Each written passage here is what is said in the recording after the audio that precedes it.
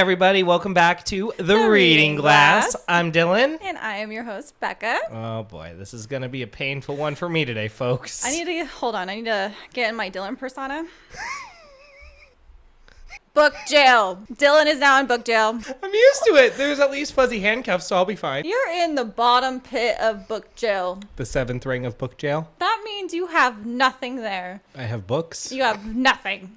Give me my books. Book jail. She loved them. It's fine. Welcome back to the episode, guys. This is episode 9 of The Reading Glass, as we are calling it The Readers Who Want to Die at the End, because literal. She wanted to die. I was fine. I need this wine that he picked out. It's a 16.5. You're welcome. As you can tell, I am now in trouble because I wanted to read something a little... depressing as fuck. I was gonna say realistic, heartfelt. Very depressing as fuck. I read the last book in basically a day, which is today, by the way. The last book is The Thickums. It is 707 pages of pure torture. Pain. You liked the book. I could tell because you were locked and loaded. Torture! Boo-hoo. She's yelling at me, folks, because she makes me read about these ribbons that want to jerk off a guy, and now I just want to read about some death. We are covering the Deathcast series by my favorite author, Adam Silvera. Which includes books. 3 books. They both die at the end. The first to die at the end, and the survivor wants to die at the end. He does have one more book coming out called Nobody Knows Who Dies at the End, probably Becca, coming out next year. This is our first series on the podcast that is unfinished. So unfortunately, I have to relive all of these books again. I mean, you could probably just... I'm going to have to relive all of them because they're all interconnected. Beautifully interconnected. You got to admit that. She was texting me that she couldn't believe how on her toes Adam kept her being. It was great. I wouldn't fully say on my toes. It was more so like I already read the first 2 books prior. Yeah, because I did get you them from Christmas. Yeah, and then I lent them to a friend and then I never saw them again. But I already read the first 2 books, so I kind of already knew what was going to happen and whatnot. So I'm like, okay, well, I have to make all the notes because I don't know how the 3rd book's going to be. So if I make all the notes, then maybe I'm mentally preparing myself for the 3rd. I wasn't. The 3rd book destroys you, Dylan. Becca. Book jail. I'm willingly going to book jail. Put me in handcuffs. It's fine and dandy. We're all Gouda in the Huda. If you are watching this episode, we have upgraded to mic stands. Thank God, because we use our hands too much. Yeah, we do. Oh my God. For an episode about death, you know, I'm getting zingers out. 10 out of 10. Would recommend. I think Becca wants me to crack open the wine, you guys. I really do. Hold on, though. We haven't even talked about the wine. What are you doing? I'm stealing the wine. Okay. This episode is called The Reader Steals the Wine at the End by Dylan Perna. Well, then I better fucking get it. Shoot. We are going to be drinking 1,000 Stories. It is a 16.5% California Cabernet. So we stepped away from our red blends today. It's still a California red wine. Sue me. The book takes place in Los Angeles. There's my inspiration, folks. The 3rd book takes place in Los Angeles. The other books and also the 3rd book all take place also in New York. Moving on, you guys. So therefore, his theory on the wine does not work.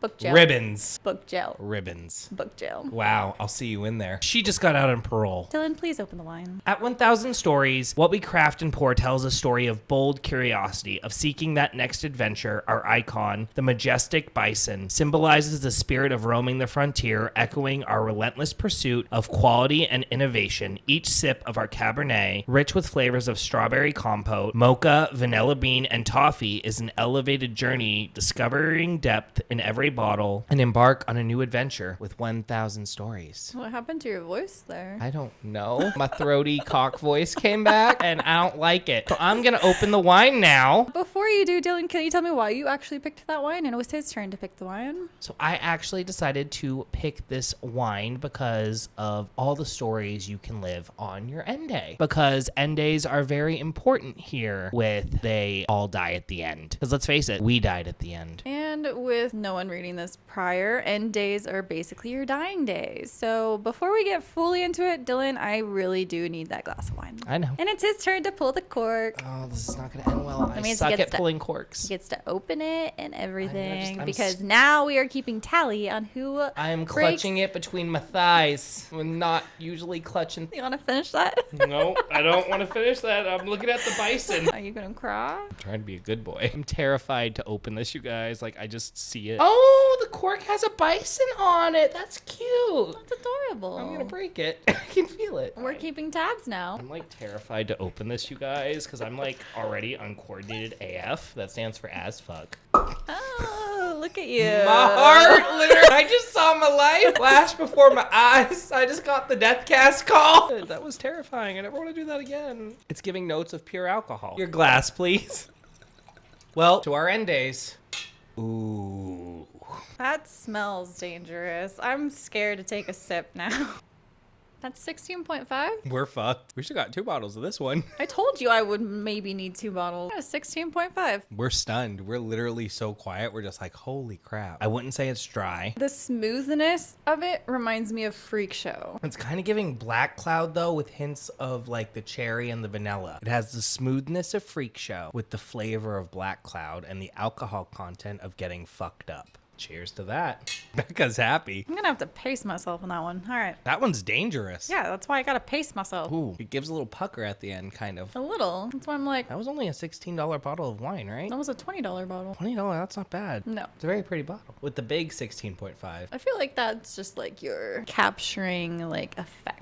It's like, here, look at this high alcohol wine, buy me. Yeah. This is our highest on the reading glass yet. I don't know if we'll find a higher one. We need it for this book. Unfortunately. Alrighty, Becca. So picture a future where midnight hits and you receive a call, and that call is telling you within the next 24 hours, you are going to die. They can't tell you how you're going to die or the unlikely event of how you're going to die, where you're going to die, what time you're going to die, nothing. You just know within the next 24 hours from midnight or from the window period of 12 a.m. to 3 a.m. that you are going to die at some point of the day. That fucking sucks. That is the entire book series of this so-called magical, lovely system called Deathcast. They're your friend. We're sad to lose you. We're very sad to lose you. I hope you have your best end day. Who fucking says that shit? They're trying to be sympathetic. Like, it has to do, which we will get into, about the whole creator of Deathcast, who is a very, very important part in the third book and slightly important, I would say, in the second book. You get to know who he is in the second book and Learn to hate him in the third book. yes, I would say so. So with this series, it does have a very interesting read order. The first book, They both die at the end is in year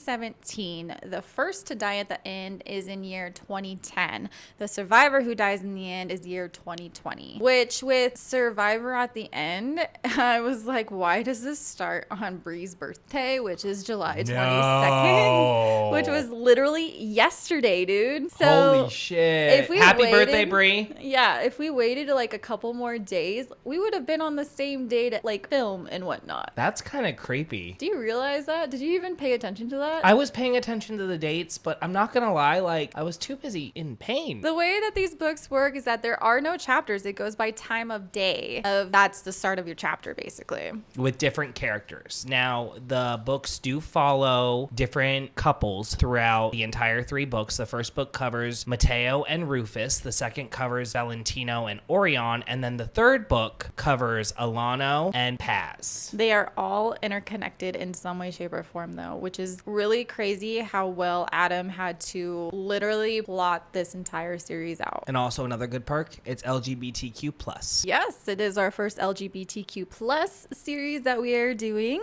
So homophobes, kindly leave. It's a good book. If you're not into, the whole gay world, I still think that these books are very well worth the read simply because of the entire realm, honestly. The realm that Adam creates within these books totally could probably happen one day. We have no idea what the secret is for Deathcast, which will be in the 4th book, but Hopefully. hopefully, well, it better. Wouldn't surprise me if, like, it fades to black at this point. point, because Adam knows how Deathcast works. He has openly admitted, like, hey, I know how it works. I know what's happening. It's not just random. Right. So in my head, I'm like, is it aliens? In my head, it's like you are basically setting up people to die. That is a theory of mine, actually. Like, you are literally calling these people, and as you're reading these books too, you're calling these people, and you're basically just setting them up to die. You're basically saying, hey, you're dying today, even though you're probably not going to die today, but now that I called you, now you're dying. That's fucked up. That's a theory I have that we will go into at the end of the episode, actually. I have this really interesting theory. With the first to die at the end, obviously that centers around the very first end day, while they both die at the end centers pretty deeply into 5 years, I'd say, into Deathcast. It's 7 years. 7 years into Deathcast. I'm depressed already thinking about my boys, my homies. Of course, he has babies. That does I not only surprise actually, me. yeah, oh my kid, I have babies. I have adopted Wine them all. always makes you have more babies, if you have not noticed in previous I heard that's how it episodes. works for straight people, too. Dylan. Zinger. I'll be here all week, folks. Now you're adding a whip to your zinger? Dylan. I'm just saying, if I got a whip. I'm not buying you a whip like Indiana Jones. It reminds me of How I Met Your Mother, like, and also, Chandler from fucking Friends. Whatcha?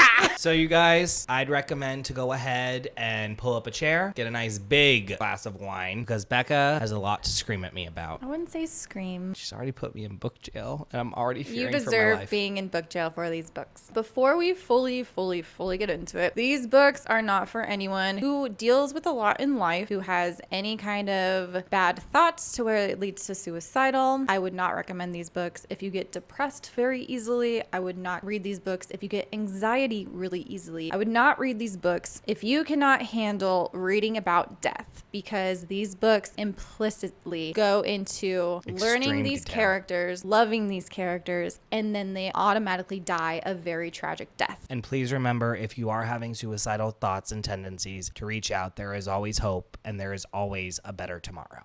And with that, I think it is time. yeah, because I feel as though we can't talk more about these books unless we actually start spoiling them, because that's the biggest adjustment that I would be able to say without fully spoiling the books. So if you have not read these books and you do want to read them, I highly suggest that you do. But They're if worth you reading. don't, I understand, because this shit hits deep, very Like deep. it's supposed to. I truly believe these books are meant to teach a lesson and to open your eyes. Yes, and I also feel as though Adam pulled apart himself into these books. Which we appreciate as readers. I feel as though he left major parts of himself in these books and talked about his own life, some way, shape, or form in these books, to where it's very memorable, it's very heartfelt, it is very hard on the heart. And I feel for him, and I completely understand as to why it may take him so long to write these books, of how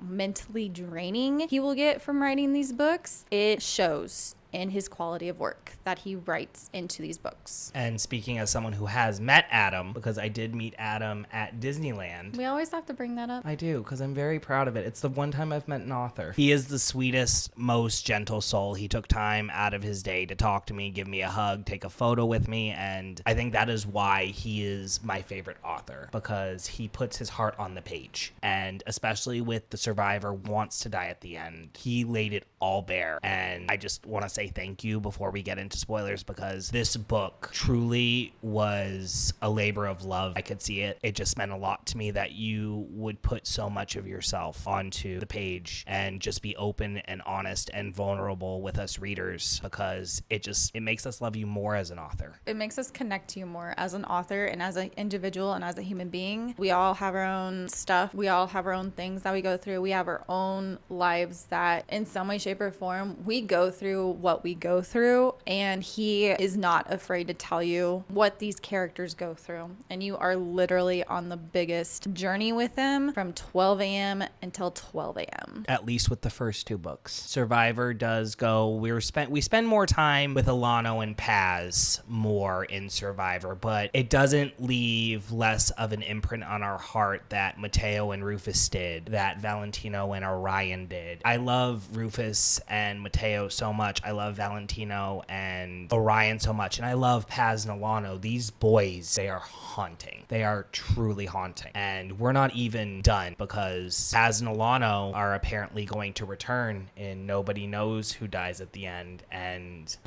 I am terrified for the end of their story. I am actually truly scared. But it is time. If you want to read these books, please scroll away. We understand completely. If this is too much of a trigger for you, we understand completely. And we will see you in the next episode. Even if at any given point in time of us talking is a trigger for you, we completely understand for not watching this episode also, because we will be talking about heavy stuff in this episode, unfortunately. Can't all be sunshine and rainbows, and we will get back to smut very, very soon. And I just want you all to know that this was Dylan's pick. This is my pick 100%. So you all can blame Dylan like I do. I feel the halo over my head. Book jail. With further ado, Becca, you may start us off. We are going to start with They Both Die at the End. why do you want to torture me? Why do you want to torture yourself reading these books? So it's funny, when They Both Die at the End got announced, I was like terrified of it because I have a fear of death. I have a really, really terrifying fear of death. And the idea that I'm going to get called at midnight and they're like, guess what? You're dying today. Here's a list of shit you can do if you can make it. Bye. I was like, oh fuck. I don't think I can read this. And Adam Silvera is an auto-buy author for me. So publication day came out, right? And I was like, I'm going to buy it, put it on the shelf. It's going to be my little shelf trophy and I will get to it when I get to it. And then, when I got home, it was like staring at me. Have you ever had a book like stare at you? Yes. And I was like, I'll read the first chapter. Cool. Read the first chapter.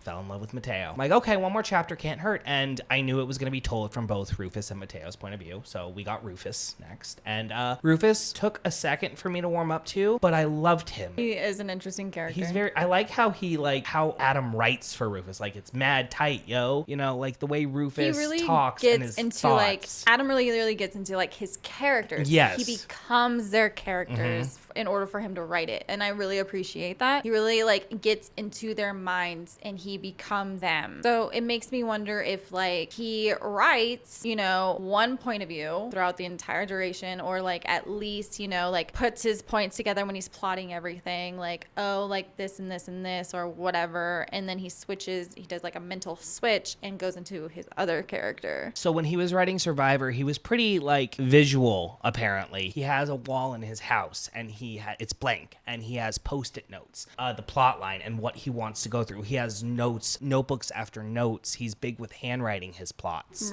before typing it. And, with Survivor, that was probably the worst book he's ever had to write in his life, which we will get into, obviously, because I would say Survivor is the heaviest out of all three. Oh, yeah. With They Both Die at the End, apparently when he started writing, he had always had this idea in his head about what if someone could know that they were going to die. He had 2 novels beforehand that he published, both excellent, by the way. Phenomenal 10 out of 10. And then he sat down to write They Both Die at the End, which he's written multiple times until he got it right. And the thing is, I was expecting They Both Die at the End to be completely depressing. I wasn't expecting to see a bright side. And as we spend this end day with Rufus and Mateo, I felt lighter. We knew how it was going to end. As much as we didn't want it to, like we knew, okay, these characters are going. And it just makes it worse because Mateo's not in a good state. When the book opens, Mateo's dad is in a coma. His mom passed away giving birth to him. He's living alone like a hermit, terrified of the world. Literally. And then poor Rufus's parents got the end date call a couple months beforehand. And his sister. And he's living in a foster home. Granted, the foster home seems, lovely, but it's still horrible. He's beating up his ex-girlfriend's prick of a fucking boyfriend, which Peck fucking deserved it. I'm sorry, I was cheering Rufus on in that moment. Well, yeah, especially when you learn more about Peck. Peck's a piece of shit. So what connects Rufus and Mateo is actually this app. It's called the Last Friends app, where you sign up for a profile. They're called Deckers because they captain their own ship. They captain their end day. Where our Deckers sign up if they don't want to be lonely. They fill out this profile. Think of it like Facebook dating or Tinder. And not only Deckers go on this app, but Last Friends and some not so Last Friends. People who just use it just to fuck with people.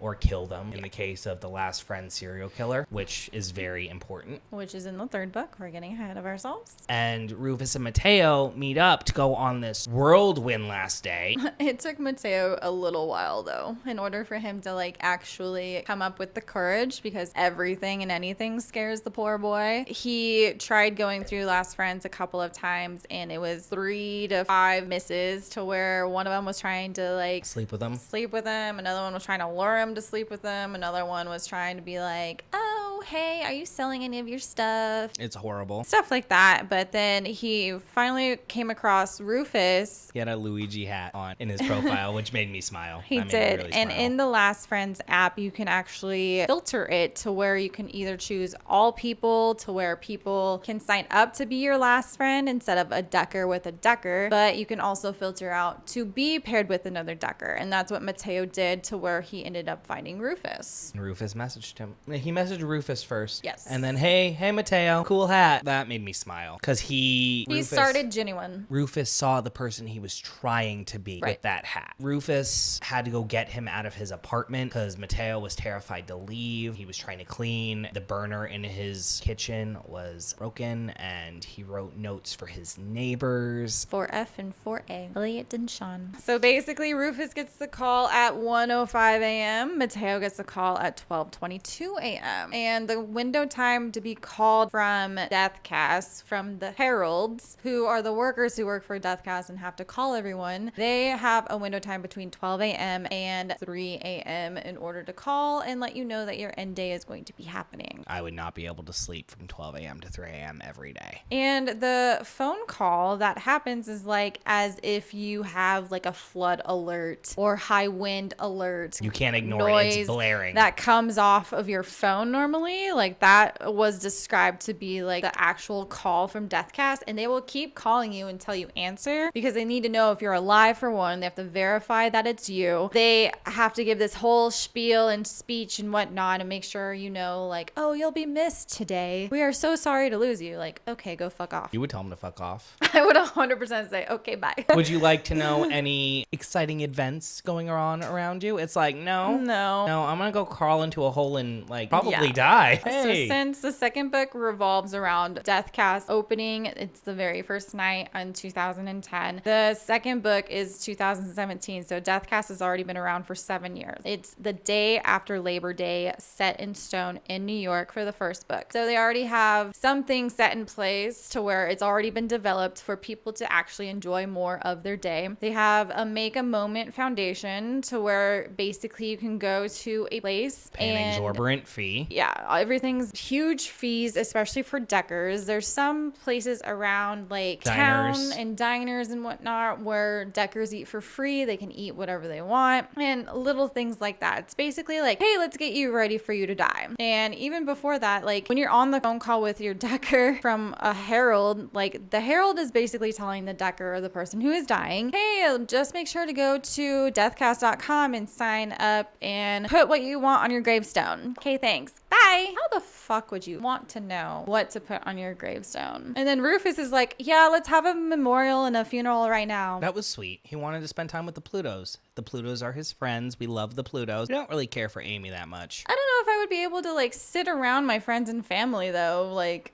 giving me a funeral while I'm still there. I wouldn't be able to do that. I mean, living funerals are a thing in real life, like for people with like terminal illnesses. I get that. But it's no, I couldn't. I wasn't even able to do that with my mom because I was just in very denial of her dying. I would not even be able to sit through that. Not happening. So as we spend our last day with Rufus and Mateo, Rufus is pretty much down for whatever. He got his funeral with his Plutos and he's running from the cops because Peck decided to be a dick and call the cops, which Amy, like Rufus's ex-girlfriend, my apologies, is dating Peck, right? But he was talking shit about Rufus. So Rufus is like, I'm gonna go beat this fucker's ass, which is valid. And that's when he gets the call. So he goes back home and he is spending time with his family. He calls Amy because he still loves her and all that. And she fucking brings Peck. What the fuck? I don't know why she brought Peck. She's a fucking idiot. And then Peck calls the cops on him, which sends him running out of his own funeral. And that is where he decides to go ahead and sign up for the Last Friends app. But the only reason he signed up for it was because he saw a mural of it at a gas station. You're right. And then we get the boys together. And the first thing Mateo wants to do is to go see his dad in the hospital. So because Mateo wants to say bye to his dad, and he also wants to say bye to his best friend Lydia and her daughter Penny, because he is goddad. He is the goddad, yeah. Penny. We're already setting up for a really really sad end day here, folks. It's heartfelt books. I'm telling you 100%. You literally go on the journey with Rufus and Mateo throughout their entire day. Mateo is finally starting to blossom. He's trying to like go out of his comfort zone, and Rufus is like, yeah, dude, let's do this kind of thing. But it takes a minute because when they're on their way to the hospital, there's that party car, and Mateo doesn't want to go in there because he's scared something's going to happen to him in that party car. And they were on the train, and there was a car full of like people partying, like college students. I feel like you're getting ahead because they went to a diner, they went to Lydia's, they finally went to Dad, then they went skydiving. They went to the dad first. It was food first, and then Lydia, and then Dad. Dad was first. I remember that. Dad was first because he struggled getting on the train. Then he went to see his dad, and they went to the diner, and then they went to meet Lydia and Penny. That's 100% right. I've read this book 6 times. Whatever order it is, either way. I remember the party car not being the party car. The party car was an actual building that they went by. That was Clint's graveyard, which they do end up going to. I remember them taking the subway to go to see Rufus's dad, and he decided to not go in that specific compartment because there was a lot of people. Yes, on the subway. And then Rufus went in anyway, and he was talking about how a lady was hitting on him and how he could have went and fucked her, but he decided to stay with Mateo because he's a good dude. We stand a bisexual king. I really liked when Mateo went to visit his dad and he left him that photograph and said how he was going to live. And then they went to Rufus's favorite diner with the Plutos and the Decker meal. They had like that Decker meal, which kind of sounded good. It had a little bit of everything in it, like. But the Plutos weren't there. It was the Plutos weren't there. But it's the one he used to go to. Plutos. It's the one he used to go hang out at the Plutos with. Correct. So just wanting to make sure that you actually talk about that, understand it better. Otherwise, I'm sad already. Otherwise, it just sounds like all of them went to the diner. And it's like, no, they didn't all go. It's only Rufus and Mateo. After they go to the diner, Mateo has Rufus sit downstairs because he wants to go talk to Penny alone. He's already taken money out, and he's decided to not tell Lydia it is his end day. Very sneakily because he doesn't want to say goodbye.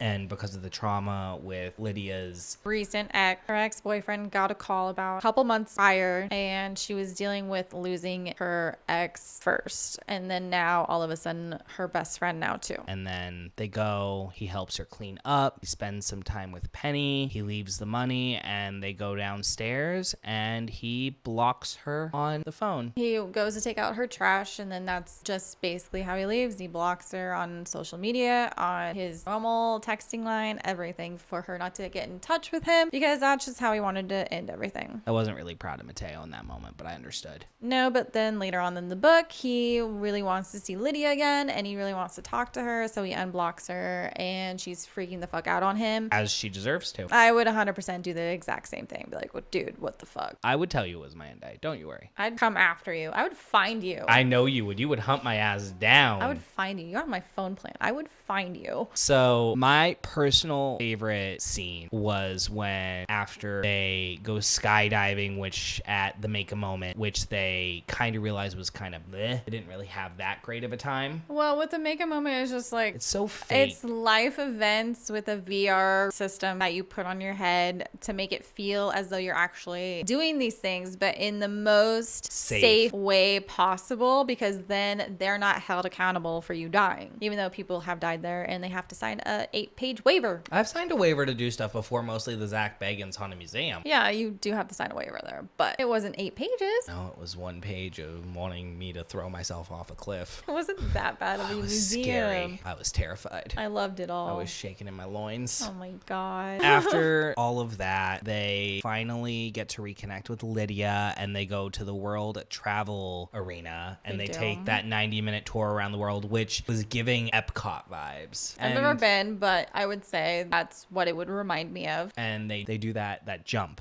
the water jump, where they have to all strip down to their underwear. And that was Mateo's idea. It was Mateo's idea. My boy. That's my boy. That is baby number 1. Oh, God. Mateo, a.k.a. death baby number 1. Too soon? Why would you have a death baby? I don't even know, but I know that Did you say death baby or death daddy? Death baby. He's not a death daddy. Okay, well. If anyone's a death daddy, it's Joaquin, but we don't like Joaquin. That moment, though, so I'm going to be real with you. I wasn't 100% sure Mateo was gay. You had an inkling, you know what I mean? I could tell simply because of how it was written. Fair. But when they were swimming up to the surface and like they held hands and he had that like spark, I'm like, ooh, hell yeah, you're about to fall in love, boy. It's your end day. Let's fucking go. Let's find some love. And then they go to Clint's graveyard where they are reunited with the Plutos and they sing one of my actual favorite songs, American Pie. And I just was like, oh, my heart, I'm gonna cry. That is the first time I cried reading this book. I was good. I was a good boy. I did not cry up until bye bye Miss American Pie. I cried. I was a wreck. I was a hot mess express. I believe it. It was bad. I and believe then it. like when Rufus and Mateo got balls and kissed Rufus, yes! I cheered just like I did now. I was so proud of Mateo for fucking being a man and kissing the other man right on the lips. Cause fuck yeah. Like, good for you, dude. Good for you for finally like, oh cool, Rufus is hot. I'm gonna kiss that. He finally figured himself out a little bit more. He finally was doing things that he wanted to do. It sucked it had to be on his fucking end day. Yeah, but if he didn't have his end day, would he have actually opened up? Would he be that adventurous? Would he have ever met Rufus? Would all these things happen if he didn't get called on his end day? In some ways, You his get end day. an end day call, and then you're like, oh, flip a switch. Oh, then I die. I mean, kind of sounds like getting that call was one of the set in motion, one of the best things that ever happened to him. Yeah, but then it was short-lived. At least with they both die at the end definitely made me question They lived the longest.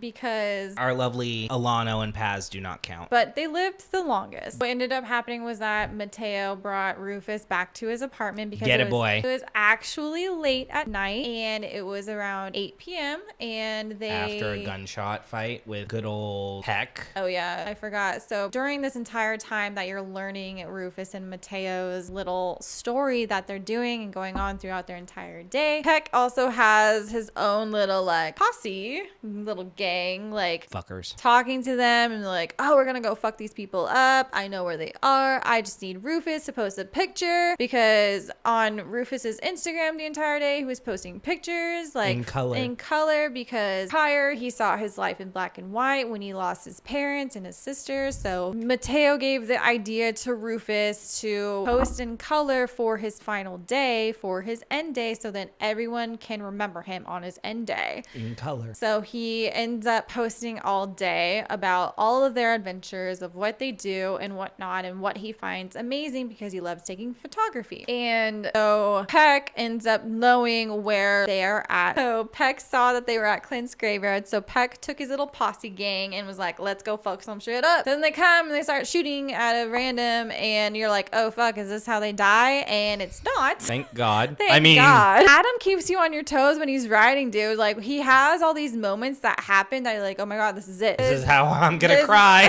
Like, this is it. This is how someone's gonna die, or any way, shape, or form. And you have no idea really how these guys are gonna die. At the end of the day, they go back to Mateo's apartment because Mateo just wants to be in like his little comfort zone again. Which is he valid. He just had a really good day, and he didn't know how much longer he was gonna live because it's already 8 p.m. Therefore, there's 4 hours left in the day. 4 hours to where he could fucking die. So they are each other's first. I love Rufus and Mateo. I will do this because I made you suffer. At 8:41 p.m. Mateo wakes up from a nap and he wants to do something sweet for Rufus, and he goes out to make tea. And remember how I said the burner was no longer working? He turns on the burner and it explodes, and Mateo goes up in flames and instantly dies. To where Rufus wakes up because he doesn't know what's going on. He can smell the smoke. Smoke is all up in the apartment. It's the entire building that's on fire. There's alarms going off and everything, to where he's like, I don't know what's happening. Gets up to try and find Mateo. He runs out. He realizes Mateo's not there.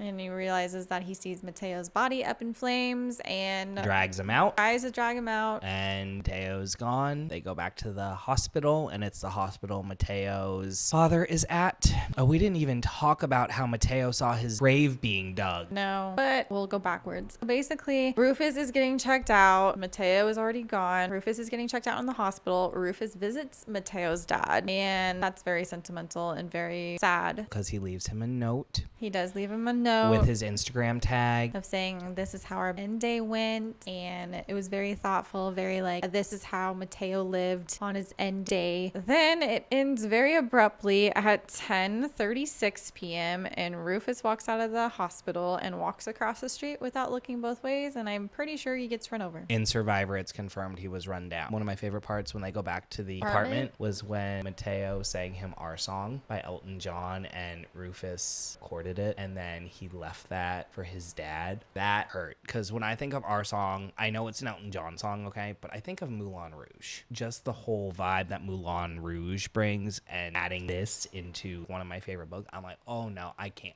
I physically get a little choked up. Keep in mind, like, when I first read this book, The First to Die at the End hadn't come out, and, you know, The Survivor Wants to Die at the End hadn't come out, and it ends abruptly. It literally ends with just Rufus walking out in the middle of the street. Because we're also reading about other people's points of view. The one lady who is a journalist who gets the call and says, you know, I don't believe that. It's my ex-fiance. I dumped him. He's just paying Deathcast to pull this prank on me. And then there's Howie, who is very, very important because he is the actor in this book series called Scorpius Hawthorne, which is very, very prominent in all of the books. It reminds me of like Harry Potter. It's Harry Potter. It kind of sounds a little cooler, as weird as it sounds. Like, I like it. When you learn more about it in the third book, it sounds cooler. I'm like, okay, well, can I read this book? Adam, like, hey, listen, we love the depressing. Can you maybe write Scorpius Hawthorne? We would read it. But Howie is the actor for the Scorpius Hawthorne films. He is the villain, and he receives a call, and it is his last death day, and he dies in a car accident with the journalist. The journalist survives, so she thinks she's invincible. We don't know what happened to the journalist. The last time we hear from the journalist's point of view is she's crying because she realizes, oh shit, that was a real fucking call. I wasted my end day chasing a fucking story. I mean, you do learn a couple of different other side stories where Rufus and Mateo actually are like near or going by. It almost is like, holy shit, like they were almost killed, like with the bomb in the gym. Yeah, literally Adam does such a good job like keeping you on your toes. Like, this is it. This oh is no, it. How's the rest of the book go? I don't want to say goodbye. But back to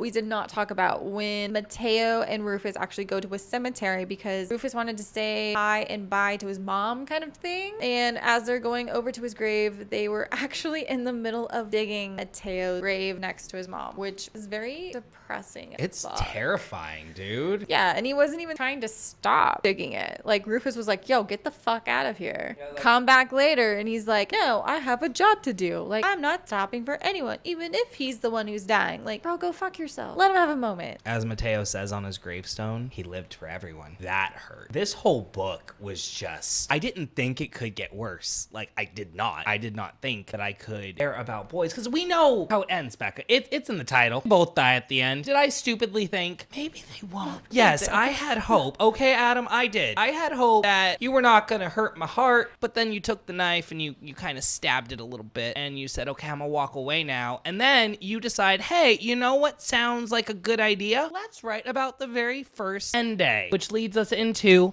the first to die at the end. This one takes place in 2010. It is July 31st. The day Deathcast is launched. And we have new protagonists to now love and cry over. And we learn a lot more characters, but then Rufus and Mateo actually make a little appearance in these books too, because as little babies. They are 7 years old. And it was great to see them again. Happy. Yeah, actually they're 9 years old. I'm so sorry. Really quick, Rufus and Mateo die at 18, by the way. Mateo was 18 and Rufus was 3 weeks away from being 18. Babies. And now we get to know the story of Orion and Valentino, who are 19. You're really not letting that go? No! This is YA. Yeah, I don't believe that this is YA, honestly. It's a dark romance. And it gets darker with good old Orion and Valentino. Valentino, a lovely 19-year-old model, fresh, coming to New York to finally start his dream job, and Orion, who is struggling because he might die because of a heart condition. Essentially, this heart condition causes the heart to eat itself, causing random heart attacks. My poor baby. Actually, no, he's not my baby. I lied. Dun, dun, dun. It was Valentino with this book. Valentino has a twin, Orion, he is moving from Phoenix, Arizona. He is moving because his parents are very religious and they do not support him of being gay. You're still a parent, buddy. Sorry to tell you. Yeah, so Valentino and Scarlett, his twin, decide to move to New York to restart their lives and live the New York dream that they've always dreamed about. Valentino does modeling and Scarlett does photography. So Valentino actually booked an actual really good gig to get him started in New York. And since it is the night going into the first Death Cast day, first of all, why the fuck is Death Cast $3,000 for a full year membership? Dude, I couldn't afford that shit. I'm also, sorry. why is it $90 a day to sign up for it? A month was like $300 or some shit like that. So me with my anxiety, I really hate to say it, I would probably sign up. I would have signed up. And like, not only is it the first day, but people are actually like thinking it's demonic. Yeah. This is like insane. Like it can't be real. It has been proven to be true, except it's fucking true, bruh. I'm with them, and I'm the pro-naturalist, as they say in So we have book one pro-naturalist. I am pro-death cast. Pro-naturalist because like I don't want to know when I'm gonna die. I kind of do in a weird way. I don't know if it's the wine talking. I don't wanna wanted know. a magical ending. I don't want a call and then have it actually be my death day. What if it wasn't my death day and I still lived? That is a very important question there, Becca, which we are now going to get into. My good old boy Orion's family has passed away. He is living with his best friend's family. I loved Dalma in the first book, not so much going forward. Dalma is Orion's best friend. Bitch. Still his best friend in I the don't like book. her. I'm his best friend now. She's very protective of Orion because of his heart condition and because of Orion losing his parents in the 9/11 incident. Oh, yeah. I completely forgot about that when we were reading this. I was like, oh, we're going dark. Yeah.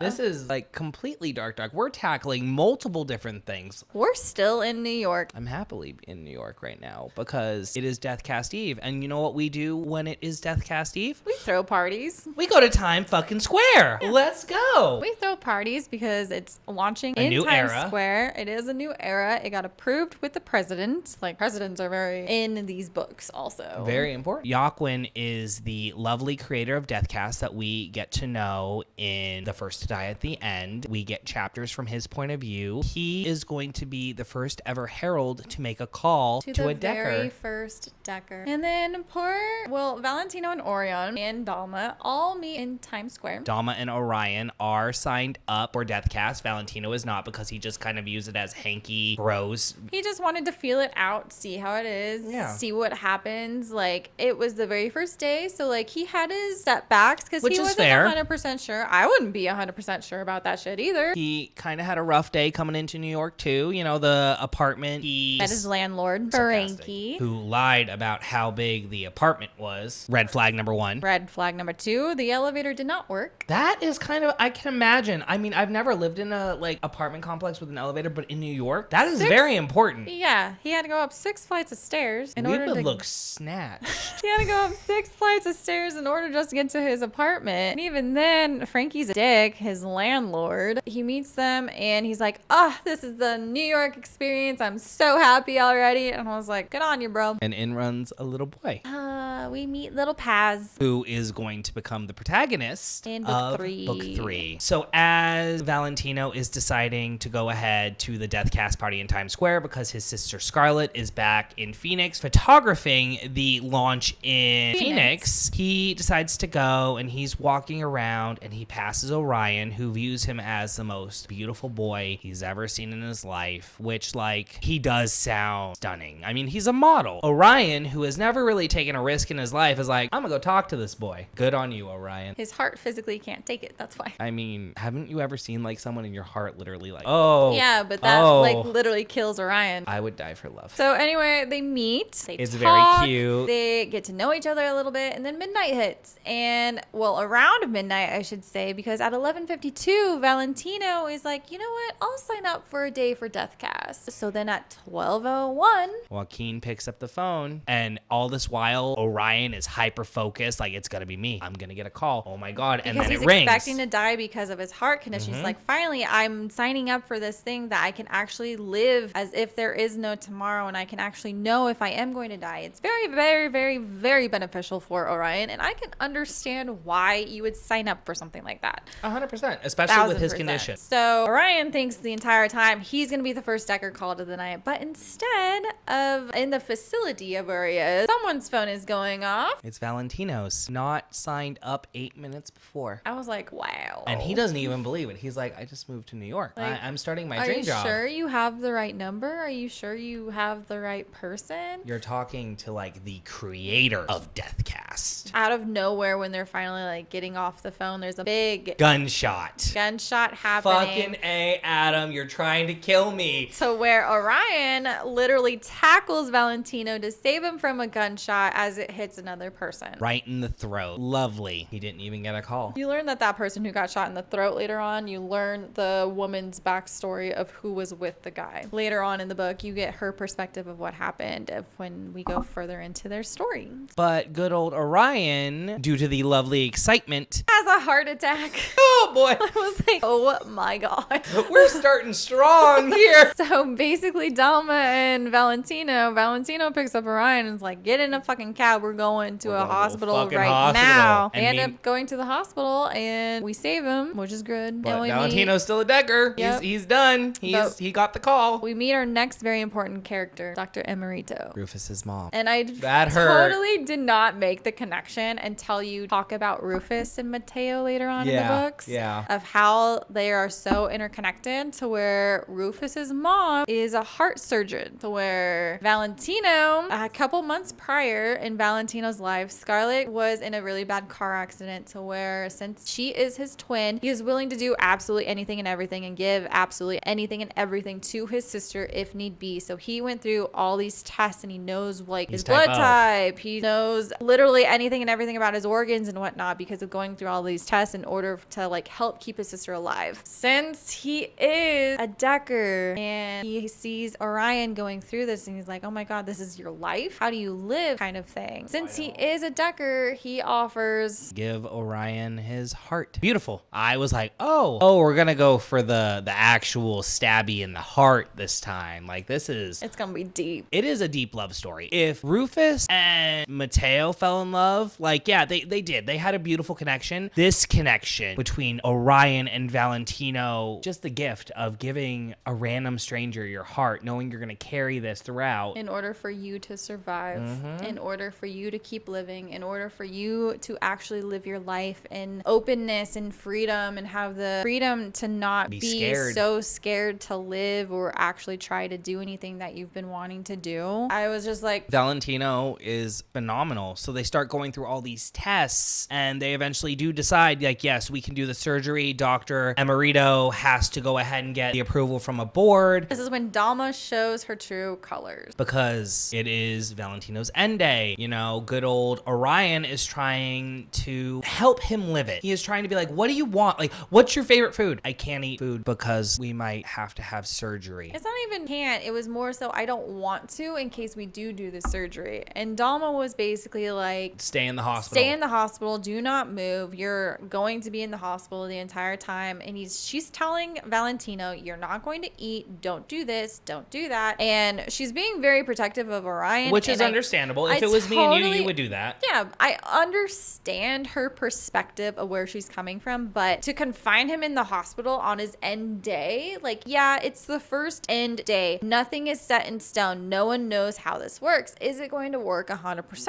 No one knows. It's a brand new thing. He might not be an actual Decker. Yeah, there could be flaws. He could actually live to the next day. Like, we don't know. So many unknown circumstances that, like, it's not 100% sure. To confine someone to the hospital. And I understand, like, she wanted to protect her best friend. I would do the same to you. I would probably, in all honesty, if that was you and I was not, I'd probably be like, I don't really want him to leave the hospital either. I want a future with you. I want us to grow old. I want us to raise our kids together. I want you to be my maid of honor at my wedding. You know, like, there are things that I really want for the two of us. You know what I mean? I get that. But at the same time, to deny someone the last chance to live, especially someone who moved to New York, and she knew he moved to New York. She knew that this was his dream. He had a modeling job in the morning, his dream modeling job in the morning. Get the man some fucking linguine. I don't give a shit. How complicated could it make that surgery? He chokes on a noodle? Fine. Cut his heart out. We're at the hospital. Bring him the linguine here. I don't care. The man has fucking linguine. Like hot cocoa with marshmallows. The man deserves linguine. After offering your best friend some linguine, Becca, you would get my heart donation person linguine, right? Yes. Thank you for getting him linguine. Why are we getting emotional over linguine? You are getting emotional over linguine because this is your baby. Spoiler, my baby does not survive. No, he does not survive. Going forward, Orion eventually gets Valentino out of the hospital. Because he confronts Dama and is like, you need to stop. Yeah, you need to stop. You need to go home. I will talk to you when I talk to you, basically. With Valentino and Orion, they start going off on their day of like, oh, what should we do? He wants to go set up the apartment for Scarlett because Scarlett is Still on her way. which is a whole thing. So she's still arriving. He wants to set up the apartment like he was originally planning to do after the event. So Orion goes back with Valentino to their apartment, sets it up. They have a power nap in order because Valentino still wants to go and do his modeling gig because he still wants to be known for something. He's always wanted to see his picture up on Times Square and whatnot and like actually get that like New York feeling or whatever. So they wake up, they go to the modeling gig, and the modeling gig is a piece of trash. I mean, before they're almost killed by fucking death guarders. On their way back to the apartment, they are attacked by a man in a fucking skull mask, and Orion and Valentino are hiding behind a car. I believe Valentino trips because I know he scratches his angelic cherub face. He does trip and falls. He sees that the same people who were doing the shooting in Times Square, they were busting up cars on the street Lovely people. on their way to Valentino's apartment. So since they saw him, that's when they hid behind cars. And since they were coming closer, they were trying to like avoid contact in general, just in case that they were going to try and shoot them again. To where when they finally went around and You're relieved. the skull people were like behind them and whatnot, they start running, and that's when Valentino trips. And you're like, oh my god, this is how Valentino ends. You're on edge. You don't know how, because like there's a lot of book left at that point too. You're like, what could this be about? This is the beginning of the book, so you're like, what? Okay, really? This is how it happens Already? But he just has a really giant gash on his forehead. We like a sexy cut up, man. When they are at their modeling agency, it's a rundown building to where he thinks that it was like a bigger business and a bigger company to where like they had actually like nice things and whatnot. And the photographer was actually the guy who got shot in the neck in Times Square who was supposed to do the photo shoot. So since they didn't have the photographer and he died, they basically said like, we won't have anyone until Thursday. So you're going to have to come back. And he's like, well, I can't come back. I'm a Decker. And she doesn't even believe that Death Cast is a thing. Yeah, and we're at this point still, again, in this book to where it's like, it's brand new. No one knows how to act. No one knows what to do. No one knows how to, like, what to say, what to do. Like, it's whatever. We'll see you Thursday kind of thing. We'll have someone else. And Orion is like, no, you need to be doing this, like, right now. He's gonna fucking die. To where, like, Orion is still trying to stick up for Valentino. I appreciate Orion for doing that. I have mixed feelings about Orion, not gonna lie to you. Because of the third book? Yeah. At the end of it, Valentino gives up and he goes outside, and Orion is still trying to make him happy to where he has this idea of like, let's get a camera or whatever and take all moments of your first time things in New York and we'll make a whole day of modeling out of it. Super sweet. I'm not crying, you're crying. To where we go back to Times Square because they're looking for a thrift store, and it was super early in the morning and on a Saturday. There was only one open. It was the one in Times Square or near Times Square. So they go to Times Square, and this lovely shop is actually Dr. Emerito's husband, Rufus's dad. We meet baby Rufus. It was good to see him again. It really hurt though knowing what was coming his way. I'm not gonna lie to you. Oh my god. We meet baby Rufus, and that's how they met together and how they're interconnected within the story. The shop is actually destroyed. Rufus's dad was trying to clean up, trying to send him away, like, hey, come back another day.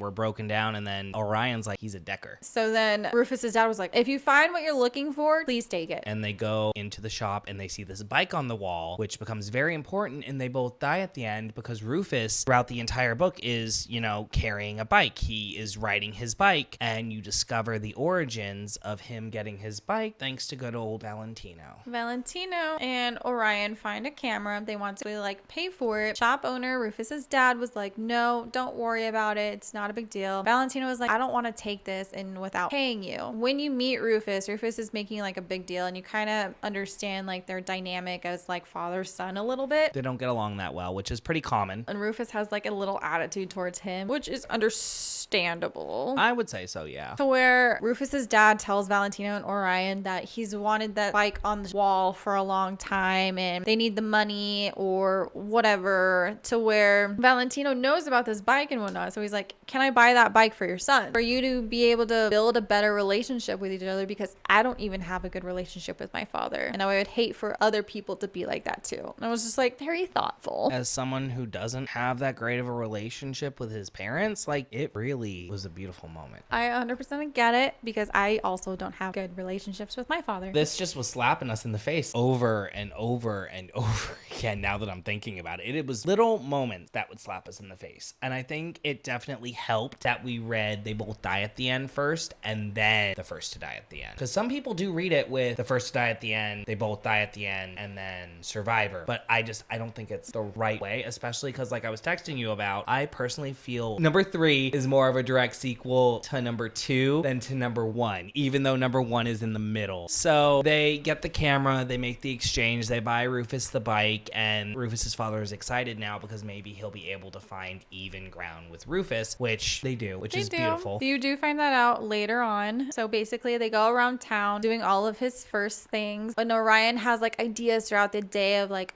things that he may never ever get to experience because it is his end day and whatnot. So he's like, let's take him here, let's take him there, let's do this, let's do that, let's do this like secret underground like area in the subway area. That was so cool. And you can't know anything about it, so I need you to just like take this jacket and put it around your face and be blindfolded the entire time. Pretty brave to do for a Decker. Literally, trust me, the entire time you're going down 2 flights of stairs, I was like, oh my god, this is how they're gonna die. You're so paranoid the entire time reading this book. Because just reminds me of the Dumb Death website. Dumb ways to die. It reminds me of the Dumb Death website that is mentioned in the first book, that like it's Twitter account basically of saying of how people die tragically or stupidly, and it's really dumb. Edge of the Deck. I'm talking about Dumb No, Day. I know what you're talking about. Yeah, that's terrifying. So like slipping in the shower and that's how you die. Like that'd be funny to read, but at the same time, what the fuck? So I would be so mad if that was how I died. Like I'm getting ready for my end day. I'm all like trying to smell good. You slip on soap in the shower, you fall, hit your head, and that's how you die. I didn't get to fall in love like Rufus and Mateo. It just reminded me when they were going down the stairs, these 2 flights of stairs. I was like, oh god, they're gonna be the first dumb dead people ever. Dead Decker. Wow. Yes. Anyway, so they do this whole thing all day, and even Valentino makes the courage out of Orion and going to the 9/11 site with him. And this is when they were not done doing the memorial for it, so it was basically like, I'm pretty sure Adam Silvera had a calendar in front of him or some shit and was looking this shit up to be like, this is when it happened, this is when that happened, or blah blah blah. Like, I'm really wondering if he was a New Yorker. He's born and raised in New York, Brooklyn. Okay. They start going through their day, and Orion actually goes to the 9/11 site. The construction is in place, so they can't really get much closer to it or whatever, but he has like a moment to himself, and it's very apparent. Both boys are actually taking pictures of kind of like each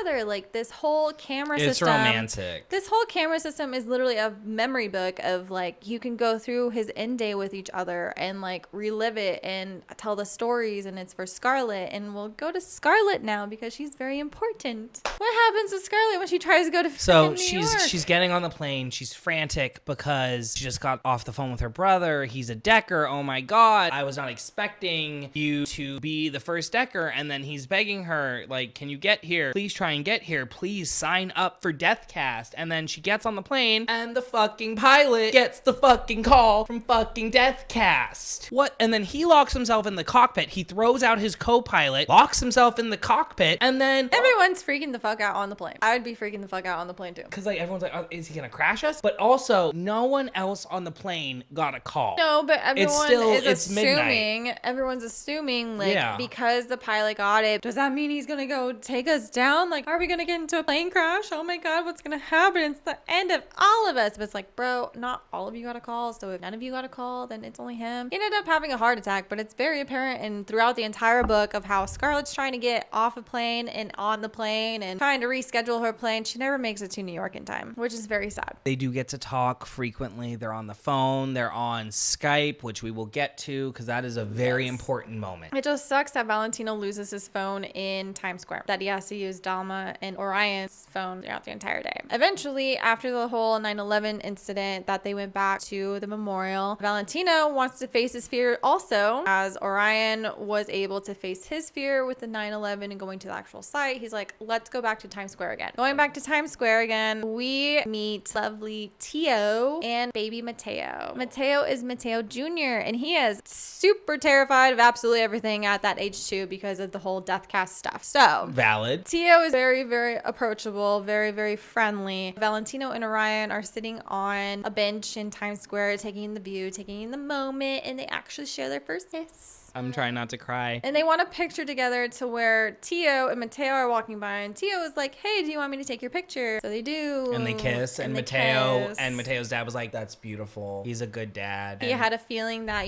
Mateo was going into that stage also. And he was cool with it. He's like, okay, as long as my son's happy, that's all that fucking matters. Yeah, so you get to actually know Mateo's dad in second book a little bit, and they end up going to the park later on. I forgot what they were doing. I'm pretty sure that they were just passing by. And then you find out that Rufus is at the park now too, and he's on his bike with his family, which means dad, mom, and sister Olivia are all there, and Mateo and Tio show up also. Mateo is going towards like the playground area, and he sees Rufus, and he like kind of wants to like go up to Rufus because he's trying to make friends. He's like, I want to make friends. I'm gonna try. He fails, and he's like, Dad, I tried. He tried because Rufus ended up getting back on his bike and leaving without knowing Mateo was like trying to come up and whatnot. And when he found out Rufus's name, he's like, oh, that's a pretty cool name. Just like in the first book, like, oh, I really like that name. It's sweet. They almost met but didn't meet, and then met later on 7 years later. It's all interconnected. And I'm just like, Adam,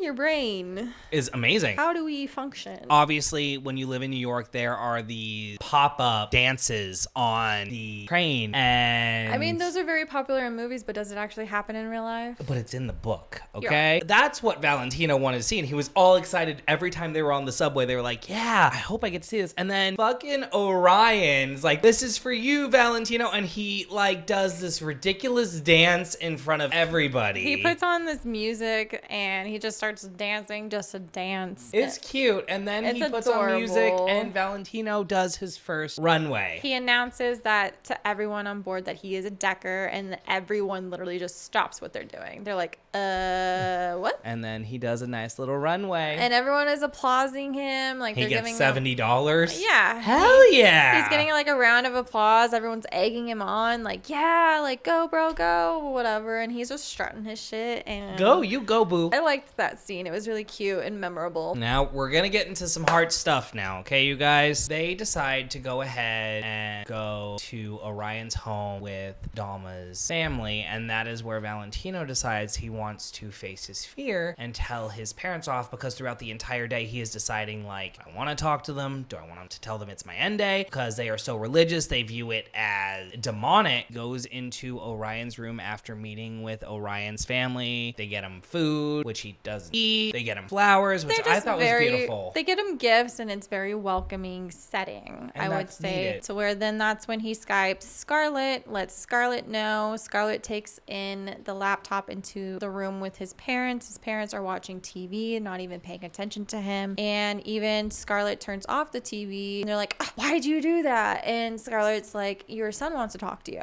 Valentino starts talking, and they're just not even looking at him on the laptop. They're too ashamed to fucking look at him. They're still just trying to watch TV as if the TV never went off. And he basically just tells them off, like, you never treated me like you loved me. You loved me until I was gay. Yeah, you loved me up until I told you I was gay, and then you think I'm just a disgrace to you, a disgrace to the world, and that's how you treat me, and that's why I moved away, and that's why now you will know that that is how your son perceives you to how he dies, because today is my end day, and I got the call for being the first decker, and I'm supposed to die today. today. I'm gonna go spend my end day with the boy that Does not cares. judge me, who cares, and who actually loves me for me. You go, Valentino. They decide to spend time together. They have sex for the first time, and it's beautiful. Once Orion goes to shower, Valentino is recording a message for Scarlet. So after that, they decide they want to go home to Valentino's. Take me home, Valentino. It wasn't even necessarily that. All of his family wanted to be able to make sure that they start preparing Valentino for the heart surgery because they finally talked to Dr. Emerita. She said that she got the go-ahead to go along with the surgery. So basically, they were bringing some stuff that Orion's family gave to Valentino in order to set up in the apartment for Scarlet, which was bedding and pillows and a couple other items in order for her to feel that she has more of a home, because of when they did sleep on it very briefly during the day. In the morning, they laid on a towel and used a jacket as a blanket. So they were heading back to the apartment to set these things up for Scarlet. And then this is where you hit into Frankie, the landlord again, and his family, which you kind of learn more of the backstory with Gloria, Paz, and Frankie, and even Rolando. We love Rolando. Rolando was one of the first heralds. He quit the first day because he could not handle it, and he was also getting very talked down upon from Joaquin. Because he cared. He had emotions. With Frankie and Gloria, Frankie is very abusive. He is A piece of shit. He's physically abusive and also kind of mentally abusive and whatnot. He's abusive all around. And Rolando is his best friend, but Rolando has always been in love with Gloria, his wife, for years, ever since college, but Gloria never really saw it that way. So after Rolando does his first day as a herald and quits also, he meets up with one of his heralds and actually has a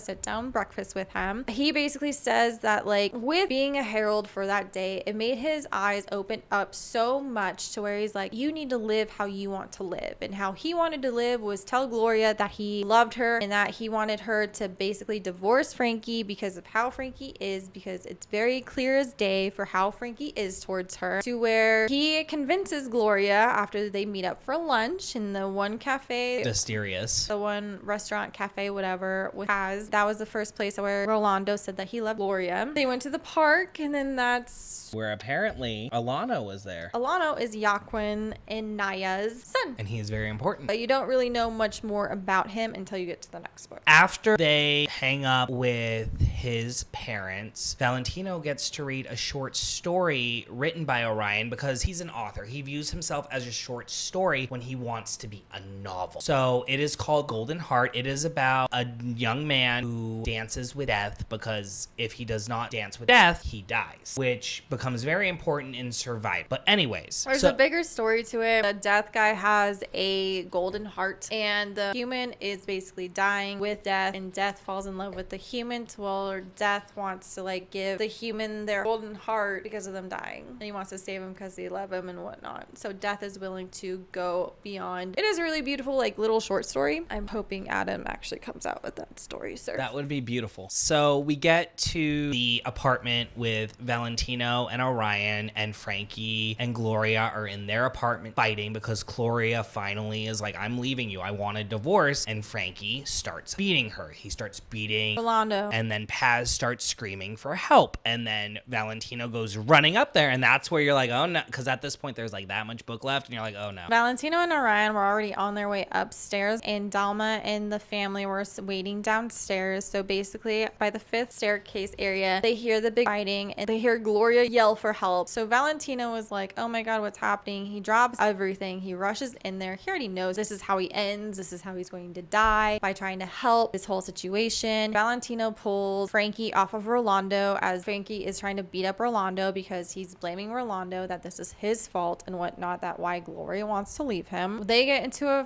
this little battle to where eventually, not even that long into a page, Frankie basically shoves Valentino, and Valentino is falling down the stairs, and he's about to run into Orion, to where he grabs Orion with all of their stuff. They fall down the stairs. Orion hits soft pillows and blankets, but Valentino hits his head really hard, and he is brain dead. Not waking up whatsoever. So they rush good old Valentino to the hospital, where he is pronounced brain dead. and they go ahead with the surgery, which is a success. And Orion wasn't expecting it because he was hoping that Valentino was going to live. And it's traumatizing to read. At the very end of the book, Orion wants to know when Valentino died. He died at 9:11 p.m. at night. So now 9/11 is also, again, even more important to Orion all over again, because 9/11 with his parents and 9/11 with Valentino dying on his deathbed. And it gets worse because all while this is happening with Valentino upstairs in the apartment, young Paz, in fear of his mother dying, picks up the gun and kills his father. Even though his father was signed up for death cast, his father didn't receive notice. 12 people that day didn't receive notice they were dying. And it tells it within the book also that these 12 people have died and they were not notified. Joaquin was very shocked, scared out of his mind that his empire was going to crash down before it even fucking started. And it was only the first day. So you get back and forth point of views. And it was mainly Paz who yelled for help. When Valentino was in there and after Frankie pushed Valentino down the stairs, that gave Paz enough time to go in the closet, grab the gun, and he shot his father 2 times. Once in the kidney and once in chest. Setting up the third book, the survivor wants to die at the end. Orion's heartbroken. Apparently, as per a heart transplant, depression is a very common symptom, side effect. He's grieving him to the furthest extent. Which Dalma does not understand how he could mourn a boy that he only knew for a day. But at the same time, like, you got to know him so well. You literally spent the entire day with him. Dalma is actually the creator of the Last Friend app because of their situation. Because Orion was Valentino's last friend. He was the inspiration. They were both the inspiration for her to create the app that she did, or the Last Friend. That's very also apparent in book 3, at least in the beginning, to where it is the 10-year anniversary coming up for Deathcast. We are now switching our lovely protagonists to Paz and Alana, boy who murdered his father and the son of the Deathcast creator. The heir to Deathcast. Now, this is the book that deals heavily with suicidal themes. So if this is the point where you cannot handle that, please go ahead and click out, because Becca and I will be diving deep into some pretty horrific topics. And even Adam puts a fair warning in the very beginning of the book also that this does deal with suicidal tendencies. However, no one dies due to suicidal tendencies. And he even lists the actual phone numbers in order for you to call to get help if this happens to you too. We definitely encourage you to please call those numbers, like Paz and Alano teach us in Survivor. Survivor is such a heavy book. Because of Paz killing his father, we are now in New York and LA, switching back and forth in the very beginning to where they end up just being in LA, and then at the very end they're in New York. We are in the year 2020. This book starts off July 22nd. It was actually yesterday. Adam goes into the coronavirus a little bit. Good for him. That was creative. You got to admit, that was kind of cool. He actually talks about the coronavirus a little bit, and he talks about like what was happening and whatnot, and businesses and whatnot, and the political stance and whatnot. It was very apparent in the book of basically how it was for us for 2020 also. But Deathcast saved lives this time. It was very useful during that time because Deathcast was able to let you know if you're going to die or not with the coronavirus, and I thought that was pretty cool. I would understand for that kind of thing. Also, very big global pandemic. I would understand of signing up for Deathcast then. Oh, I would 100%, yeah. And it's cheaper now, too. It's cheaper because it's populated more. It's a 10-year anniversary. I'm surprised this shit's not, like, free. We don't know what the Project Mercury is yet, either. Book 1, you thought Deathcast was free, but it's not. You have to fucking pay for that shit. We have to pay for it. You have to activate yourself and deactivate yourself. And during book 3, there is very big known as you are a full Deathcast or you are pro-naturalist. It's very apparent, and the pro-naturalists are still from the first book. From the second book, they have those masks. They are the guys who they call Death Guards. They just don't believe in Deathcast. They want Deathcast gone. Why would you have Deathcast instead of just living your life naturally? Like, why would you want the constant fear of, am I going to die today? Between 12 and 3, I'm going to have to stay up this entire time and figure out if I'm gonna live or not. Like, I would hate to be in constant fear. And I understand so much of like Alano's headspace. I understand a lot of Haz's headspace. And I'm just like, I could not keep up with Paz though at the same time because I was like, this is some deep shit. Paz has dealt with so much bullshit. 10 years from being the person who killed his father on his end day without knowing he was on his end day. Where you find out he goes to trial. You find out that He was a fucking kid. he was literally 9 years old. They arrested him. There was this huge trial of like what he should do. He was in prison or whatever. He was in juvie for a night. He's literally 9. You do this to a 9-year-old? The American justice system, folks. And ever since then, the whole trial was aired. He was in a documentary series with one episode. Grim missed calls. One episode dedicated to his full backstory and everything. Bullied. Literally making him out to be such a bad guy. He's not. Growing up, everyone just saw him as a dad murderer. He killed his dad. They don't see him for protecting his mom, for saving his mom. He thought his mom was going to fucking die. I would do the same thing. I would have shot It my was dad. self-defense. It was 100% self-defense. For Paz to go through negative,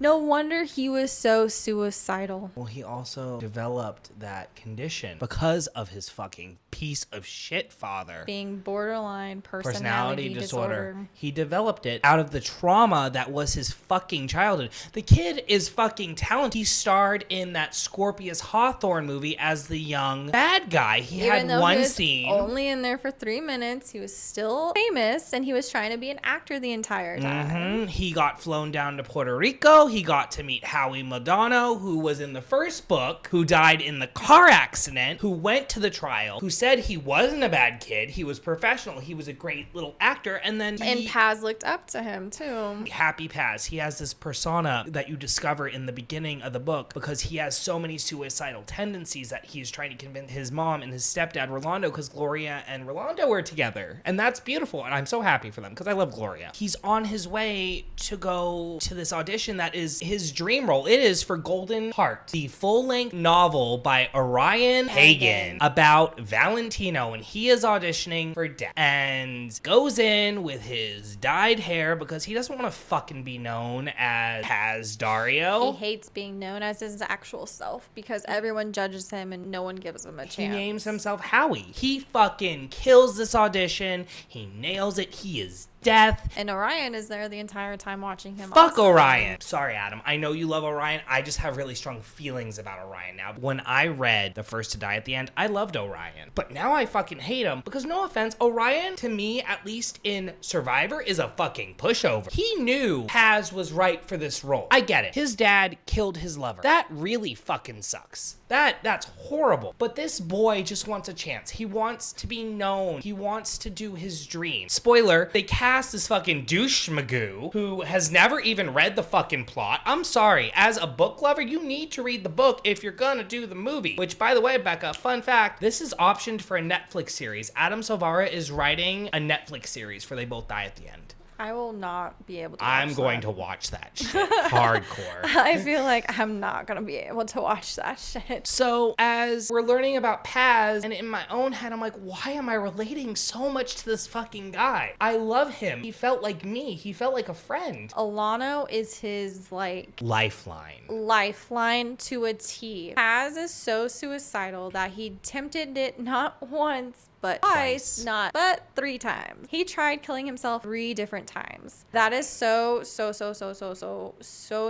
First time. Especially with the 3rd time, he has a set plan. He plans this shit. And I'm like, how do you plan this? How do you write this, Adam? He plans this shit. He goes up to the very top of The Hollywood sign. The Hollywood sign. Because we are in LA. With a gun. Not even to jump. To literally shoot himself. The same type of gun, that he used to kill his father. I'm just like, what the fuck? And all these facts in the book that Alano knows, I'm just like... I was so curious how he remembered that shit, girl. The twist. Not only that, but I was like, Adam has has to do his fucking research. He does his fucking research. I would kill for 5 minutes in one of his fucking journals. I would kill to read the drafts of this before it was fucking released. Yeah. Because if this is the polished version... What is a chaotic version? Because this also feels chaotic. Because this was originally supposed to be nobody knows who dies at the end. But he had so many plot points going that he's like, I can't make this one book. So he split it. I'm like, oh, this is depressing. This is like gonna hurt. Oh, this one hurts. I'm gonna read you guys the opening line because this sets the stage. Los Angeles, July 22nd, 2020. Paz Dario, 7:44 a.m. Pacific Daylight Time. Deathcast never calls me to tell me I'm gonna die. I wish they would. And this happens throughout the entire book. He's literally just waiting every single day for Deathcast to call him, for him to be like, yes, I'm dying today. Like, who says that? It is so crazy how into Paz's head you get with borderline personality disorder, with suicidal thoughts. Like, I honestly feel devastated. You feel for this boy. I feel for this boy, but also I feel as though Adam, one, has dealt with someone like this. Or has dealt with it himself. Has dealt with it himself. Because he writes so incredibly in his head to where I wanted to put the book down multiple times. And I basically read it in a day because I read 500 pages today. I couldn't put the book down because I was like, I have a podcast to do. I can't fucking do this right now. Motherfucker. What? You feel Paz's highs. You feel his lows. You feel everything with this boy. And this is why Survivor is, keep in mind, we still have one book to go. This is the crown jewel of the Deathcast series because Adam truly brings out all the stops with Paz. He fucking makes you feel this shit. Who am I fucking kidding? I love Paz from the minute I read him. I loved him. I wanted to protect him. I wanted him to die because he was in so much pain and he wanted to die, that you wanted what he wanted. Like, yes, Gloria is a great person. Gloria is a great mom. Rolando is a great stepdad. Gloria's fucking pregnant and they're about to have a baby. And the worst part about this entire thing wasn't the fact that he's excited about being a big brother. He wanted to die for his mom to get a second chance for a better life with a different He could kid. die. He wanted to die. And he finally felt like he had permission to die. But he was so scared to die every single time. I think on some level he wanted to live because there was something. You could just tell because like of how Adam's thought process for Paz kept going back and forth, back and forth. You could tell Paz wanted to die. Paz wanted to die. Paz was ready to die. Paz was ready to die. But at the same time, he was so scared to die because he wanted to live, because he's never been able to live. It's his fucking shitty father's fault. It is. He's a piece of fucking fuck Frankie. And because of what happened of him pulling the trigger, it set him up for life for all of these bad things happening. He's never had a good thing happen. Every single audition, he gets turned down. Everything that he wants to do, he gets turned down. He gets noticed. People shit on him. XYZ things like people use him. It's just negative upon negative upon negative to where he doesn't have a positive until Alano comes around. You mean, and also, do you remember the Decker that used him for sex because they wanted to fuck a famous person? Oh, I love, actually, since we're talking about this, I love that he was a Decker to experience that because he did want to be a last friend for people. I love that Tio is mentioned. He comes out of his coma and he helps over 130 last friend people. All of the Plutos from Rufus also every year do last friend rememberable stuff with last friend stuff also. On the anniversary of Mateo and Rufus. I find that very, very admirable that they still stay in the book. We get little touch. We connected, I feel like, with the Plutos. I feel like you connect with all of these characters to where, like, even though we're on the third book, they're still a parent in these books. They're still a parent and connected to the story because they're all kind of interconnected because they all kind of like met and they've all kind of known each other, but without really like knowing each other. And it's a beautiful mind that Adam Silvera has. Anyways, I need to move on. I need to focus on something happy, which is Alano. Alano is definitely a bright point in this book. Alano also goes through his own share of grief. His dad is a piece of shit. He's like gaslighty guy. It's apparent but not apparent. It's kind of subtle, but it's there. Yaquin basically wants to He's forcing rule. Alano He basically wants to take rule. Deathcast. He's ruling Alano's life, and Alano just wants to be free. He doesn't want the burden. He doesn't want to live how he's been living. He wants to be free. He activates Deathcast and goes pro-naturalist. After he's fucking almost murdered fucking psycho Death Guarders. I get it. You're in a world where people hate Deathcast. It's a brand. It's still new. You're never gonna have a utopia. Never, ever. Covered that, Becca. Hunger Games. In Hunger Games, yeah. You're never going to have a utopia for whatever is new in the world. There's always going to be haters. There's going to be lovers. It's never going to be a utopia. It's never going to be 100% in harmony or whatever. There's so much hate towards Yaquin. There's so much hate towards Alano because of him being the heir. I understand Alano going through his shit, but Yaquin trying to take over his life and telling him what to do, even though he's like, I'm not doing that. I was just like, what? No, I don't You're like an that. alcoholic who can't admit that You're you an fucked alcoholic and that you fucked up and that you actually You cost do 12 people their lives. and you want to,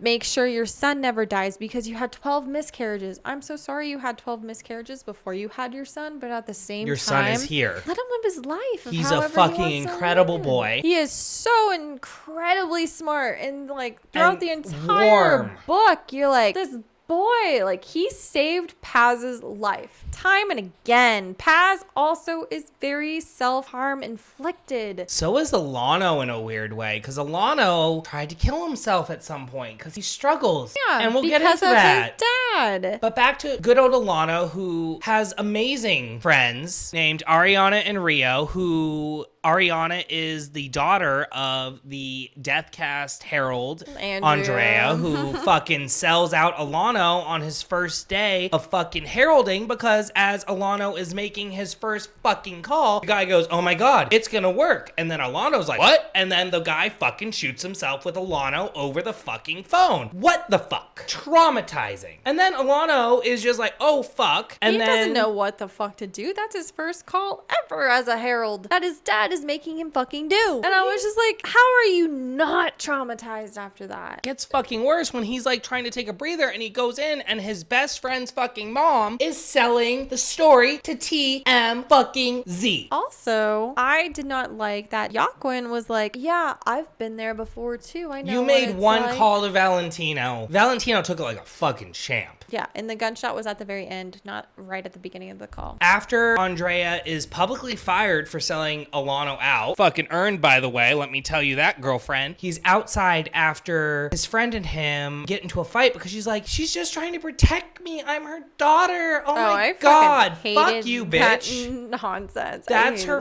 fucking best friend. Fuck you. And he's trying to be nice and talk to this guy who came up to him because previously in the book he received a fucking call that was threatening his life, and he's like, wait a second. And then the guy fucking tries to stab him in the neck using a knife from his fucking phone, and then he stabs him in the gut, causing him to like... It was a switchblade in his phone to where he got Alano's arm and then his stomach, but that was also after freaking Darnay patted the fucker down too because he saw him as a threat, and he was, but then Alano was like, no, it's fine, just go inside, and it wasn't fine. His family's like, fuck this, you're leaving, we're getting the fuck out. And this is what brings Alano To LA! And then Alano is stressed, he's depressed, he's feeling all his feelings, which is valid, and he wants is to get talking out to of the Dane. house and wants to get out of the house, escapes the house, and goes up to the Hollywood sign to where this is when he meets Paz when he's about to kill himself. Paz, don't do it, because Alano never forgets a face. Nope, he doesn't forget a face, and also he recognized him right away even though he had blonde hair instead of brown hair. We love some blonde baddies. He and Alano make a deal, essentially give him until 2:50 in the morning. And then if he still wants to die, Alana would kill him himself. So they go on this journey where they go to this crappy little diner where people are dressed as like freaking... It was called Diner. Yeah, and the guy's... D-I-E-ner. And then he's freaking dressed as Darth fucking Vader. It was like all villains and whatnot, like creepy people. And then they go to this lovely little shop that you can... Timepiece. That is when Paz is picking out stuff for his family, the unborn kid. And it's so thoughtful. thoughtful. It's basically a goodbye gift for your friends and family of who may want to send it to on your death day. And you can do a personalized note. You can do a personalized voice recording, whatever, to make it more personalized. So then that way that person always remembers you and has those memories and can keep it for forever. But then they get attacked by a fucking death guarder, and Paz pulls out the fucking gun and is like, I'm gonna kill this fucker. This is how I die. But I'm gonna kill the fucker. They're hiding behind a counter because of the whole Alano almost dying not even 24 hours later from a death guard. So Alano thinks that they're coming after him again. Paz is like, no, I'm protecting you because you helped me and I'm ready to die. And pulling Alano out the doesn't have death cast, so he has no fucking idea if he's about to fucking survive this bullshit. Nope.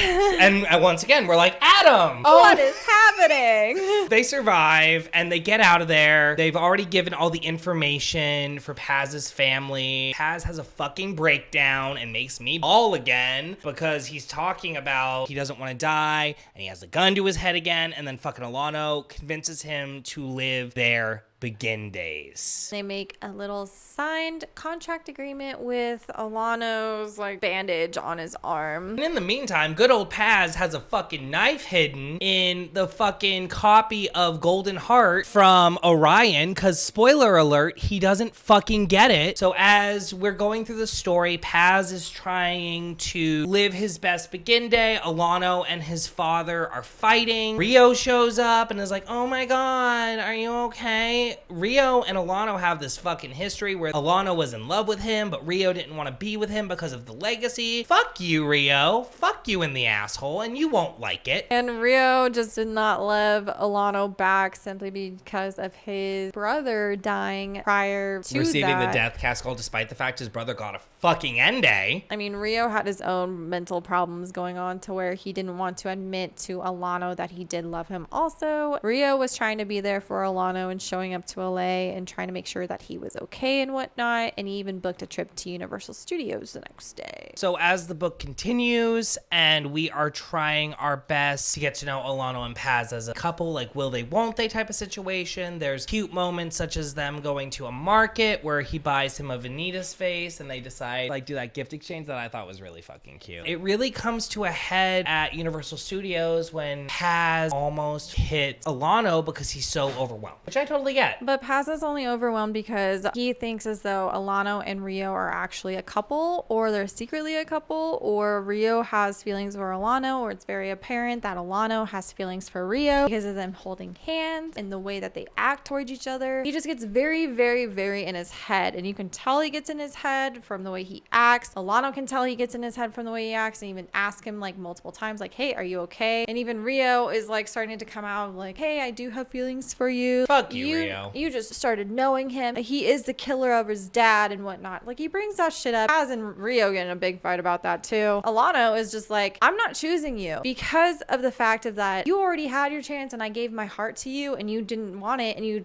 broke my heart where we're friends, but I'm not choosing you anymore. I'm living my life and I'm living past this. I'm choosing Paz. I'm choosing a fucking future, which is the entire thing that Alano wants him to choose between taking him to Make a Moment, to audition, which, you know, he doesn't get because people were fucking recording and being douchebags. The entire book, it's a lot that happens in this book, you guys, that you need to really read to experience yourself. Paz and Alano have this beautiful heart-to-heart, and they're staying together at Paz's house, and then Joaquin shows up with Naya to Paz's house. Alano convinces him to go hire Paz for a lovely advertisement for Deathcast, and that sets up the scene for Paz to, you know, go back to New York and face his father's demons. It's basically Paz going through a rough time with Alano because of the whole scene of almost hitting Alano in Universal Studios, of everyone getting that recording, putting it on blast on the internet. Paz just goes through a really, really, really dark, deep hole to where he self-harms a lot more, and he almost wants to go do a fourth suicidal attempt to where Alana was at his front door, and Alana was there until he knows Paz is good, but Paz is never going to be good. So because he's like, Paz is cutting himself. So he's like, I'm here for life. And then that's when a lot of other things happen with a pro-naturalist. The leader of the pro-naturalist has The presidential-elect has this big thing over the news to where Andrea is on there too, saying Alano is a fucking pro-naturalist now. And she's like, I know all Death Cast secrets because I was there for 10 years. The guy is basically, oh yeah, well, Alano finally came out of the cave too and saw the end of the tunnel. Fuck and you, dude. Now he's back to our side. So if he votes me in as president, I'll love that and whatever. And this is when Yaquin and Naya want to go back to New York in order to handle this because it was happening in New York. And then that is basically why it's almost like a family meeting that at Az's house. When Yoquan's drunk as fuck. I feel as though they all definitely get to know each other better and they get to know Paz better. They get to know Alano better, where they're from. And that's when, of course, they go back to New York. And it's almost during the time where they're at the gala to where I'm pretty sure Adam's going to pick up at the gala. I wouldn't be surprised because we also have a lot of unresolved issues with Gloria because Gloria gets the fucking items from the time shop and she realizes that he's going to kill himself. He tried to kill himself again. And he kept it from her. She's screaming, crying, begging him not to go to New York. And he's like, I have to do this. I have to because I need to live. This is how I live. This is how I survive. You want me to die? Trying to keep me here because you think I need this is not helping me. It's actually making it worse. And they're not understanding. And I can understand because like only you know what's best for you. I agree. Even if you are a child or even if you're a parent, only you know what's best for you and only you know like what's helping you. If you know what's helping you, like please listen kind of thing. And Gloria wasn't listening. She wasn't. She was so obsessed with keeping her son alive. And then we get to go to New York and we get to see Lydia and Penny and Tio again because they go to a park. And I was just like,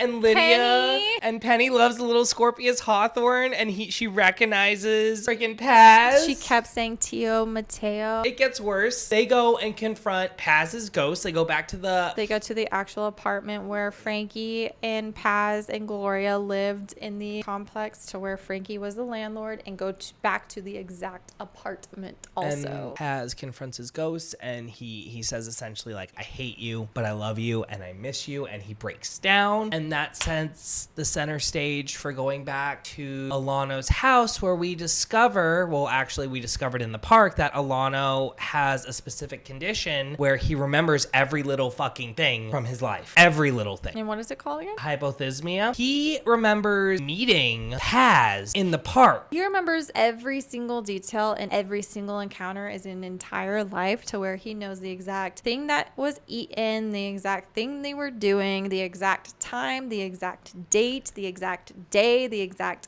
everything. He gets lost in his head because of it. So when Paz at one point tells him, I wish I never fucking met you, he can't help but hyper focus on it. All the bad things that does happen to Alano, he hyper focuses on every single one and it can't get out of his head. At the very end of the book, Alano is trying to make a good father, Yaquin, and he's trying to sign up for Deathcast again. Basically, when he goes to re-sign up for Deathcast, he's still signed up. His father reactivated his fucking account behind his fucking back. 3 days after he deactivated his account, Yaquin is still trying to control Alano's life, and you are in his mind the entire time he's going through a spiral. You understand why he wants to throw himself off a fucking cliff, or in this case, a building. And Paz doesn't know how to help as much as Alano helped him, and it's so sad because Paz is scared, and Paz is like, I don't know encouraging words in order to like get you down from this area up on the balcony for you not to jump off of a 30-story building like another time in your life. Take care of my dog. He was just giving up at that point. He was like, I don't care.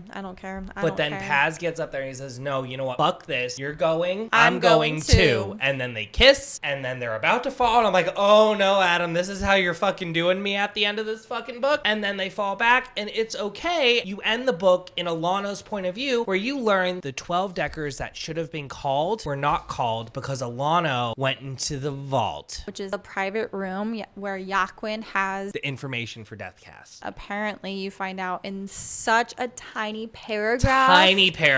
That Alano remembers even being in the womb of his mother, to where Yaquin and Naya were talking the entire time of how Deathcast operates and how Deathcast works, to where Yaquin has never shared this actual information with Alano growing up, to where Alano knows the secret of Deathcast. He is the reason of those 12 deaths that were not recorded during the first day, to where he blames himself for Paz's life. Because Frankie was never called, even though he was registered. And then it ends with Paz and Alano will return, and nobody knows who dies at the end. Fuck you, Adam Silvera, for that cliffhanger. Survivor was so hard to read as a reader. I could only fucking imagine writing it. But at the same time, book jail. I need happy thoughts. Or smutty thoughts. On that note, thank you, Adam, for depressing the fuck out of me. Thank you, Adam, for inspiring me to live, actually, because that's kind of what I took from it. Make sure to tune in the next episode when we do the Phantasma and Enchantra duology by Kaylee Smith. I think we're getting a little smutty. Super excited. I don't know about smutty, but I know that it's got some games in there. Make sure to like, comment, and subscribe, and we will see you in the next episode. Cheers. Cheers.